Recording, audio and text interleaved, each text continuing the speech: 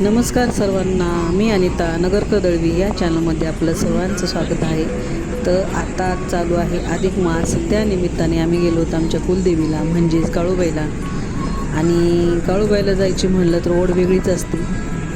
छान असं प्रसन्न वातावरण असतं तिकडचं, त्याच्यामुळं आम्ही निघालो होतो सकाळी 6 वाजता. आम्ही इथून आहे घाट यवतचा, यवत मार्गे आम्ही घाट सुरू केला. आणि अहिल्यानगरवरून यवतला जायला 1-1.5 घंटा लागतो. तर त्या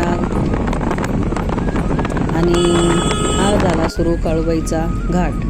तर आताचा रोड तर सुंदर झालेला आहे, छान झालेला आहे. मध्ये थोडासा रोड खराब आहे. तर हे डोंगर पाहून थोडं वाईट पण वाटत होतं, कारण मेचा उन्हाळा, यावर्षी उन्हाळा जास्त आहे.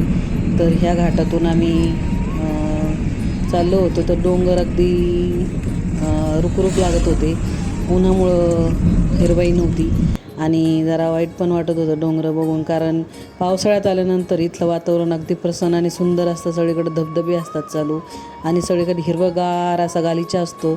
तर जरा वाईट पण वाटत होतं. पुढे आल्यानंतर इकडं माकडं होती खूप. काळूबाईच्या घाटामध्ये खूप माकडं असतात.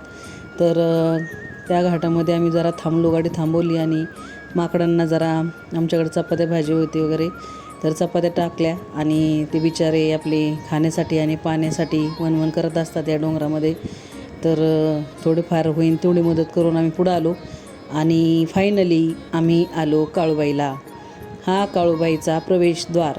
इथून खालून पायऱ्या सुरू होतात.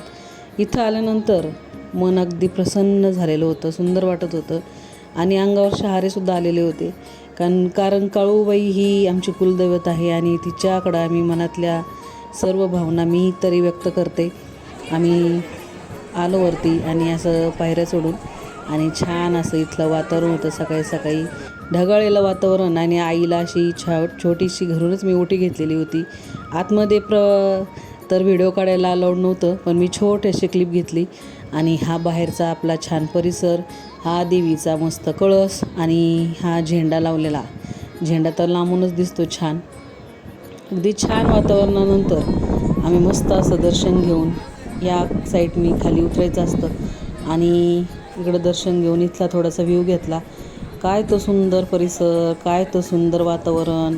आणि अगदी एवढ्या उन्हातसुद्धा छान अशी गार हवा सुटलेली होती. म्हणतात ना, गार डोंगराची हवा, तर तशा पद्धतीने सुंदर अशी गार हवा सुटलेली होती. इकडं थोडंसं जरा वातावरणाची क्लिप घेतली, मी व्हिडिओ घेतला छोटासा. आणि मन तर अगदी प्रसन्न झालेलं होतं. घरी जायला तर काय वाटत नव्हतं. छान असं वाटत होतं की इथंच राहावं, इथंच रमावं छान वातावरण बघून. आणि हा देवीचा आहे पुढचा परिसर, समोरचा परिसर. तिथे जरा व्हिडिओ घेतला आणि मुलांनी आणि आम्ही छान असे दर्शन घेतले, व्हिडिओ काढला. आणि ही आहे डिकमाळ. इथं ही वर्षभर ही चालूच असते. मुलांच्या हाताने दिले, तेल घातलं. हे गोंजीबा, हा नवसाला पावणारा, आणि हा जाळीतला म्हसोबा, म्हणजेच काळूबाईचे दोन्ही पण देवदूत आहेत. तिचं रक्षण करतात. आणि हा लक्ष्मी आईचा परिसर आहे. आणि हा काळूबाईचा सुंदर असा इथलं वातावरण मन प्रसन्न करणारं छान असं वाटत होतं घरी जावं. आणि हा आता नवीन केलेला परिसर आहे छान.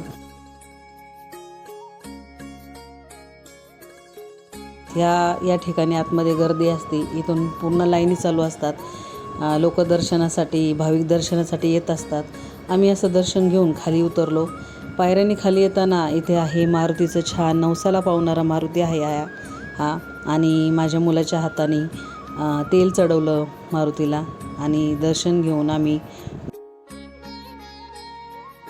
खाली येताना मनात जरा भावना वेगळ्याच होत्या. आईला, म्हणजे आईच आहे ती, तिला निरोप घेताना जरा वाईट वाटत होतं. थोडासा हा प्रसादाचा आणि समोरच्या दुकानांचा वगैरे मी व्हिडिओ घेतला छोटासा. आणि व्हिडिओ वाटतो, पण मनातल्या भावना आहेत ह्या. छान असं हा पुढचा परिसर. इथून खाली उतरून आम्ही खाली आलो.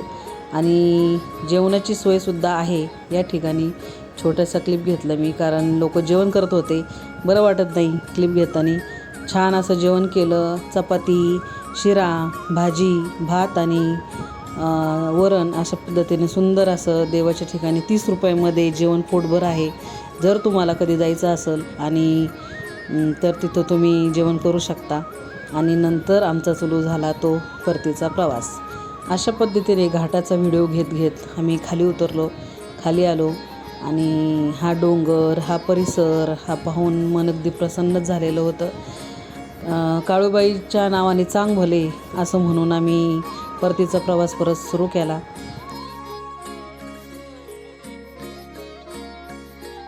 तिने हा डोंगर अगदी मनात बसणारा आहे. पावसाळ्यात आल्यानंतर इथलं वातावरण अगदी छान रम्य असतं.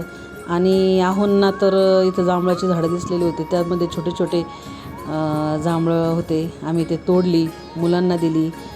हे असे जांभळं तोडून खाण्याची मजा ही वेगळीच असते. तर भेटूया पुढच्या व्लॉगमध्ये. तोपर्यंत सबस्क्राईब करा. धन्यवाद.